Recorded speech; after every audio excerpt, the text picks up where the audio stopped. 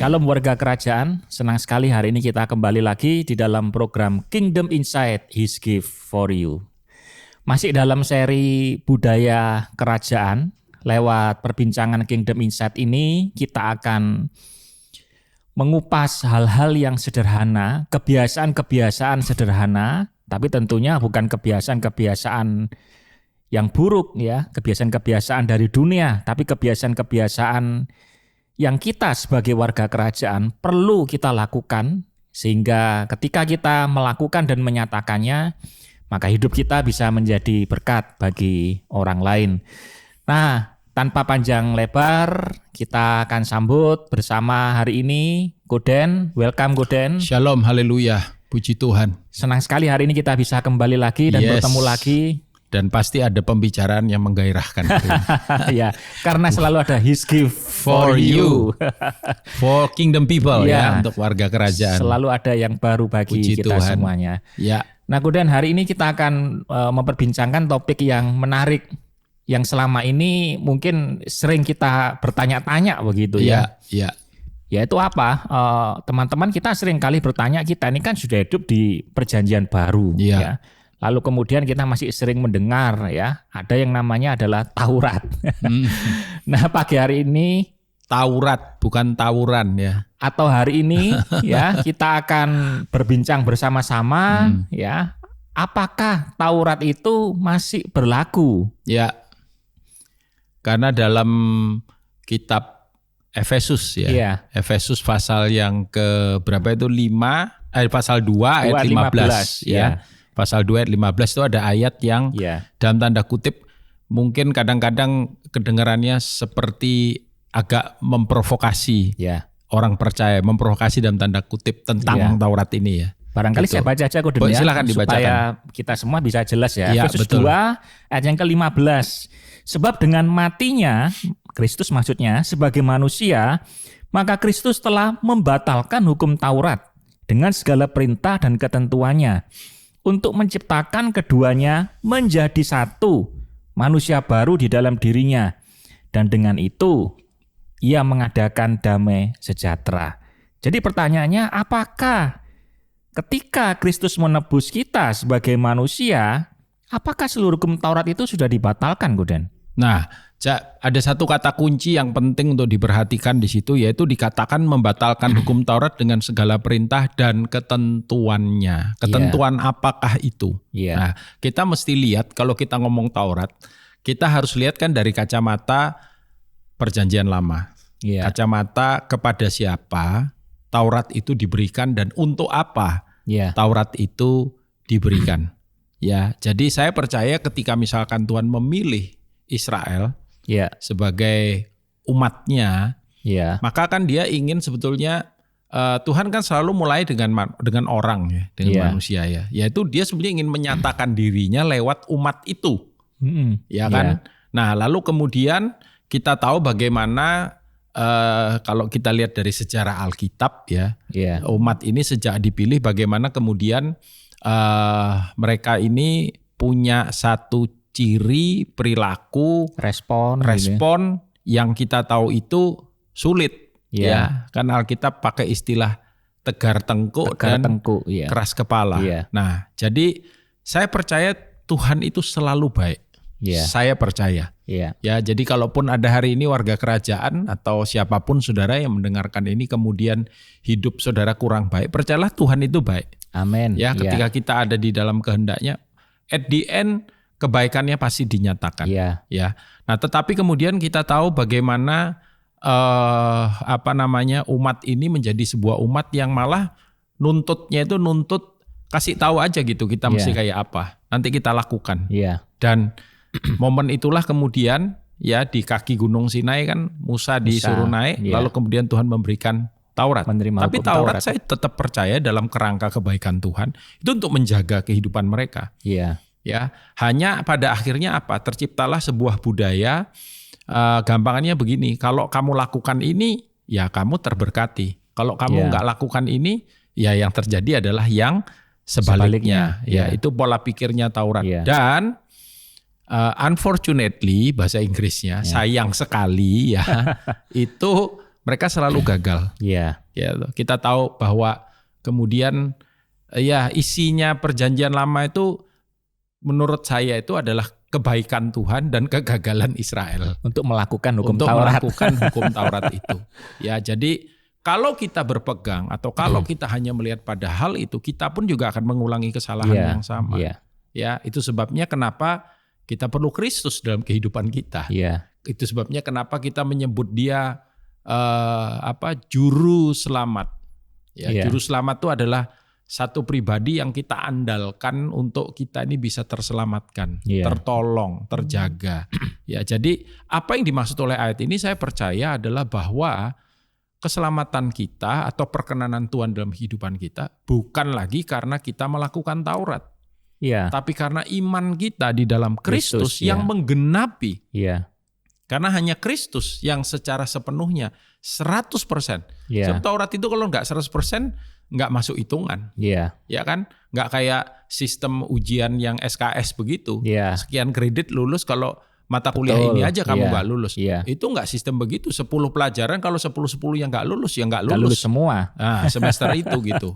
Ya, dan secara sempurna itu hanya bisa dipenuhi lewat siapa? Lewat Kristus. Kristus. Lewat apa yang dia lakukan dan apa yang dia kerjakan di dalam kehidupan kita. Sehingga syarat kebenaran, syarat perkenanan, syarat keselamatan Iya. itu ada di dalam Kristus. Iya. Dan oleh kasih karunia dan anugerahnya, di dalam percaya kita sepenuhnya akan dia, maka Iya. kewajiban Taurat itu tergenapi Iya. oleh iman kita akan pribadi. Iya. Jadi kalau saya simpulkan secara sederhana dalam satu kalimat bahwa hanya ada satu pribadi yang sanggup memenuhi 100% hukum Taurat. Betul. Dia adalah Kristus. Yes. Dan karena kita menaruh iman kepada Kristus, Ya. maka syarat keselamatan bukan lagi dari Taurat, ya. Tidak. Tetapi Tapi syarat dari keselamatan pribadinya. dari pribadi Ya. Kristus itu sendiri. Nah, dan pribadinya itu menyatakan apa? Kasih, betul nggak? Iya. Ya. Jadi ketika kehidupan kita mengalami perjumpaan dengan dia, artinya begini, hukum itu nggak jadi hukum lagi. Iya. Kita tahu hukum kan, hukum bagus, ya, Iya. hukum bagus. Aturan juga Aturan dibuat untuk hal yang bagus, Untuk ya. hal yang bagus, tapi kita ada seringkali aturan kan dibuat untuk Dilanggar. Ya, aneh sekali kalau ada misalkan ini ilustrasi ya, kalau Iya. ada dua pintu yang modelnya sama, dua-duanya ada lubang buat tempat ngintip, tapi satunya kasih hukum. Iya. Hukumnya bunyinya apa? Dilarang ngintip. Yang orang justru pengen tertarik yang di mana, yang ada tulisannya dilarang ngintip. Jadi orang tuh selalu pengen melanggar itu. Tapi yang satunya kasih tulisan silahkan ngintip sepuasnya, Malah nggak ada nggak ngintip. tertarik. Nah, ini kan bicara anugerah sebetulnya. Nah, apa yang dibawa oleh Kristus? Kasih karunia dan kebenaran. Iya. Kasih karunia dan kebenaran, anugerah dan kebenaran. Ya. Iya. Aturan-aturan itu tadi. Artinya di dalam dia kita menemukan anugerah yang akhirnya kebenaran ini tidak lagi jadi kewajiban, Iya. tapi menjadi sebuah kesukaan. Iya. Ya, contoh paling gampang mungkin karena ini saya alami sendiri secara pribadi ya. Iya. Anak saya. Jadi anak saya itu dulu nggak suka olahraga. Sampai kemudian satu hari, ini anak saya yang pertama ya. Jadi anak saya yang kedua sudah mulai. Sampai kemarin satu hari dia mengalami sebuah perubahan paradigma ketika dia berjumpa dengan teman-temannya yang turun berat badannya sampai 14, 15, 17 kilo. Wow. Dan dia termotivasi dan sejak hari itu terjadi pertobatan dalam dirinya.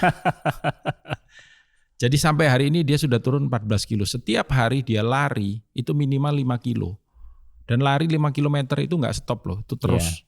Ya, dan dia tidak pernah lagi kalau dulu kita bangunin ngomel-ngomel. Iya. Aduh, wajahnya nggak enak. Sekarang sudah sukarela ya. Sukarela dan itu jadi kesukaan buat dia. Bahkan makan pun itu dia hitung. Iya. Satu kali saya mau makan apa ya waktu itu. Lalu dia nyeletuk, "Pak, ini kalorinya 200 loh sekali makan. Kalau Bapak 2 potong tuh 400. Bayangin, nggak jadi ngambil saya. Ya, jadi ya saya lihat ya ini gambaran yang sangat jelas Iya. tentang kehidupan kita di dalam Kristus. Ketika kita bertemu dengan pribadinya, kasihnya, kemurahannya, anugerahnya. Apapun yang jadi permintaan Tuhan itu enggak berat lagi buat kita. Ya. Orang otomatis stop berzina, stop berjudi, stop cursing ya, misuh-misuh kalau orang Surabaya bilang. Iya. Itu jadi sebuah, buat apa saya lakukan itu? Iya. Kenapa? Ada satu value yang lebih tinggi. Nah, jadi hukum itu tidak lagi kemudian jadi satu peraturan, tapi Yang wajib, jadi wajib, tapi sebuah kesukaan yang memang saya harus lakukan itu kok. Iya. Karena itu sangat berguna untuk saya. Kira-kira begitu. Ya. Jadi kalau begitu kita tidak ada dalam tanda kutip ya, tidak ada kewajiban untuk melakukan hukum Taurat, tetapi kita melakukan itu sebagai sebuah lifestyle, sebagai gaya hidup. Mungkin gini, bukan tidak ada lagi kewajiban, tapi Taurat tidak lagi jadi sebuah aturan saja buat kita. Sebagai satu kewajiban yang kita lakukan, tapi jadi sebuah kesukaan. Gaya hidup. Budaya itu tadi, budaya kerajaan. Karena dari situ kita budaya kebenaran tercermin ya, bahwa kita sebagai warga kerajaan dengan melakukan dari budaya sang raja itu sendiri. Contoh misalkan, hukum pertama apa? Jangan ada Allah lain di hadapanku. Ya kan? Artinya dia harus jadi dia itu bukan yang nomor satu, dia itu yang segala-galanya. Ya, yang segala-galanya. Kasihilah Tuhan Allahmu. Ya kan? Ikan kalau diringkas cuma dua itu ya, kasihilah Tuhan Allahmu, kasihilah sesamamu. Mengasihi Tuhan dan mengasihi sesama tidak lagi jadi kewajiban, tapi jadi sebuah kesukaan. Kenapa? Karena dia telah terlebih dahulu mengasihi kita, sehingga kita nggak merasa berat untuk melakukan perintah-perintahnya, nggak merasa berat untuk melakukan apa yang dia minta untuk kita kerjakan. Secara natural aja manusia ya. Kalau ada orang tuh baik sama kita nih salah sama dia tetap baik sama kita. Kita mungkin pernah salah paham, kita mungkin pernah ngomong yang nggak enak tentang dia tetap baik sama kita. Bisa setelah itu kemudian kita terus jahat sama dia. Saya percaya satu hari kita pasti akan berubah. Iya betul. Nah, itu ilustrasi yang sangat mudah kan. Bagaimana kasihnya kepada kita itu membuat kita kemudian tidak sulit untuk mengasihi dia. Nah, kemudian kalau memang Yesus sudah menggenapi seluruh hukum Taurat itu, maka pertanyaan berikutnya yang muncul adalah begini, apa dampaknya, apa implikasinya bagi saya ketika hukum Taurat itu sudah digenapi? Pertama-tama adalah yaitu bahwa kebenaran kita itu tidak lagi dilahirkan dari diri kita sendiri. Saya benar bukan karena saya berbuat benar. Karena saya orang benar, saya berbuat benar. Contoh. Satu kali Winston Churchill dan satu anggota parlemen Inggris parlemen UK lagi jalan, kemudian mereka berpapasan dengan seorang pelacur high class di London, dan ketika berpapasan itu si Winston Churchill naikkan topinya sedikit, biasa kan orang UK kan gitu ya stylenya, dia naikkan, itu tanda menghormati. Lalu kemudian yang anggota parlemen ini nanya sama Winston, why you tip your head? Don't you know who is she? Kenapa kamu maksudnya hormati dia? Kamu nggak tahu dia siapa? Dia itu kan high class pelacur. Lalu Winston jawabnya gini, dia bilang, aku hormati dia bukan karena dia orang terhormat. Aku hormati dia karena aku orang terhormat. Bisa nangkep ya kira-kira? Betul. Jadi kita ini hidup dalam kehormatan, kita mengasihi bukan supaya dilihat orang keren. Kita mengasihi bukan karena itu menunjukkan sebuah moralitas yang baik. Kita mengasihi karena itu yang Tuhan senang untuk kita lakukan. Kita melakukan yang Tuhan senang. Kita melakukan yang Tuhan mau. Ya kan? Jadi kira-kira begitu ya. Jadi value kita itu tercermin dari apa yang kita lakukan. Betul. Value kita tercermin dari apa yang kita sampaikan kepada orang lain. Betul. Maka dengan demikian ketika kita menjadi gaya hidup kita untuk melakukan kehendak Tuhan itu, maka otomatis dengan demikian identitas kita gitu identitas kita sebagai warga kerajaan itu bisa kita nyatakan kepada orang lain. Melakukan kehendaknya, melakukan kebenaran itu kan merupakan budaya kerajaan. Tapi dari awal kan kita sudah mendefinisikan apa itu budaya. Budaya kan sesuatu yang kita lakukan bahkan tanpa harus berpikir seringkali. Budaya kebersihan, misalkan budaya sikat gigi. Iya. Saya nggak pernah lihat ada orang sikat gigi Pakai mikir ya. pakai mikir. Atas Berapa bawah. kali ke atas, muter gerakannya gini. Iya. Mungkin awal-awal ketika itu Belajar masih mungkin dalam ya. ranah belajar, iya. Sama, kita juga warga kerajaan. Iya. Kita lihat kebenaran firman Tuhan, makanya kita tetap harus belajar firman kan. Iya. Ada bagian-bagian dari kebenaran itu yang kita masih dalam tahap pembelajaran. Iya. Ya, Paulus bilang ketika aku kanak-kanak aku berpikir sebagai Iya. anak-anak. Ketika aku dewasa aku berpikir seperti orang dewasa. Jadi ketika kita baru memahami, baru mengenal, baru mengerti akan budaya Iya. kerajaan. Termasuk saya percaya Taurat itu adalah budaya kerajaan Iya. yang dibuat dalam bentuk hukum yang tertulis Iya. kan gitu. Nah, lalu kemudian kita baru belajar, ya kita harus memang ada disiplin-disiplin yang kita. Tapi sekali lagi disiplin itu pun kayak saya cerita tadi anak saya. Iya. Tiap sore dia lari.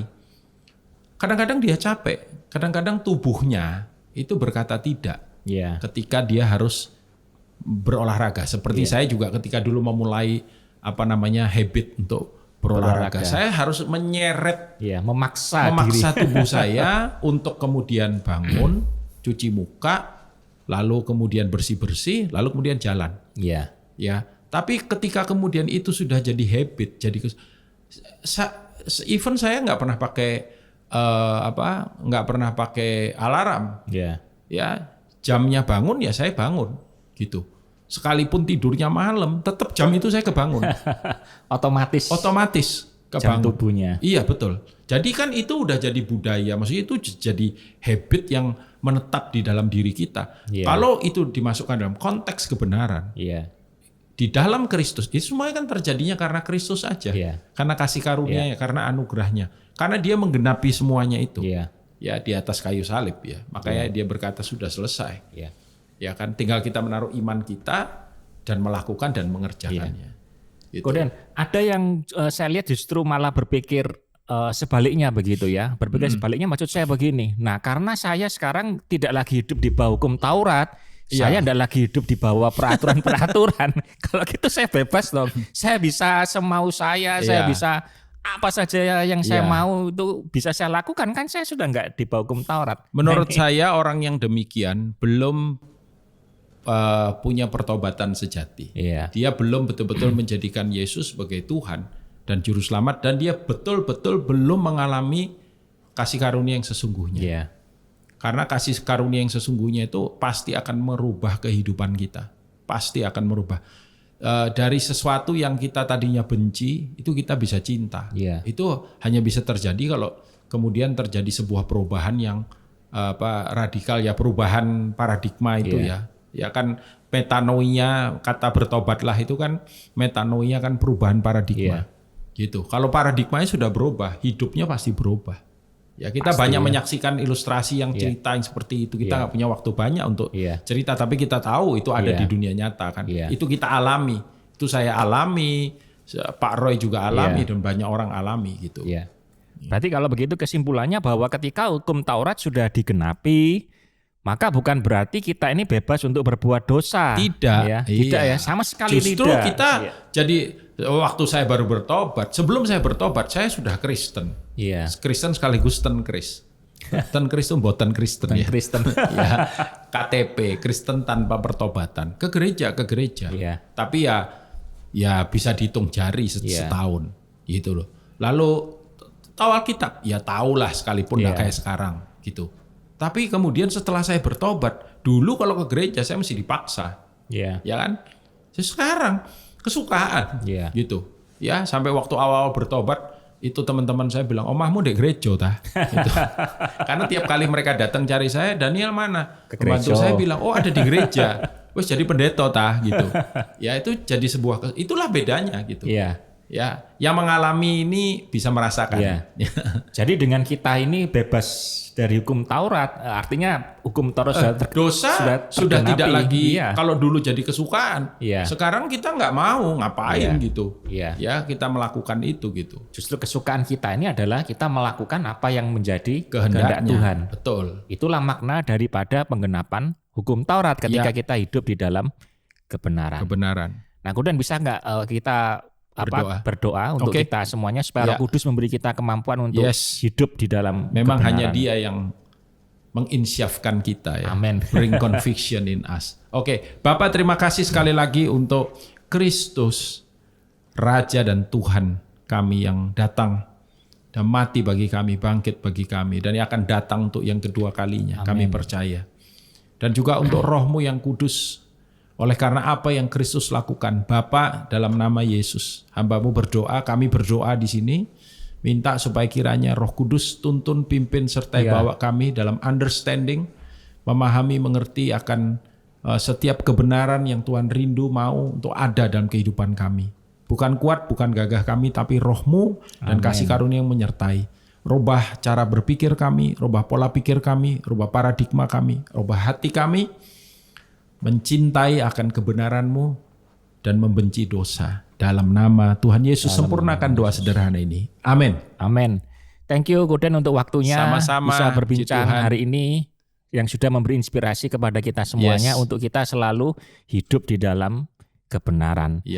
Jangan lupa like, subscribe, dan follow seluruh akun sosial media gereja untuk kita bisa mengikuti semua program-program. Dan nantikan episode berikutnya yang tentu tidak kalah menarik di dalam program Kingdom Insight, His Gift for You. Amin. God bless you. God bless you.